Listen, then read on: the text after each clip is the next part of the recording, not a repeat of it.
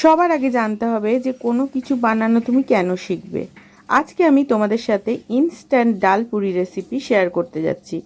এটা আমি ময়দা দিয়ে বানিয়েছি, আর স্টাফিংটাতে কোনো ডাল ভেজানোর ব্যাপার নেই, সেই জন্য এটার নাম ইনস্ট্যান্ট ডাল পুরি। হঠাৎ ডাল পুরি বানানোর ইচ্ছে হলো বা খাওয়ার ইচ্ছে হলো, কিভাবে বানাবে সেটা আজকে তোমাদের সাথে শেয়ার করব। তাহলে এবার বলি যে স্টাফিং আমি কি ব্যবহার করেছি। বাড়িতে যদি বেসন থাকে সেটা ছোলার ডালের বেসন হতে পারে বা মটর ডালের বেসন হতে পারে, তাতে কোনো স্বাদের পার্থক্য হবে না।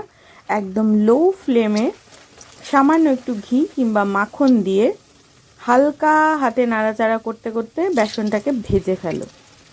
এবার বেসনটা সম্পূর্ণ নামিয়ে রেখে দাও।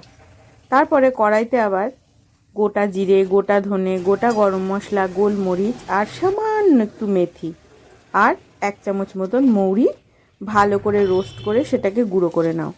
এবার সেই গুঁড়ো মশলা থেকে 1 চামচ মশলা বেসনের মধ্যে, মানে রোস্টেড, এইরকমই দেখতে হবে শেষমেশ, রোস্টেড বেসনের মধ্যে মিশিয়ে দেবে। মেশানোর পর সেটাতে হালকা হালকা জলের ছিটে দিয়ে আর একটু ঘি দিয়ে এরকম শুকনো শুকনো একটা স্টাফিং বানিয়ে নেবে। আর কি সুন্দর মচমচে ডালপুরি। এই ডালপুরি কিন্তু সহজে নুয়োবে না। কেমন লাগলো রেসিপি জানিও।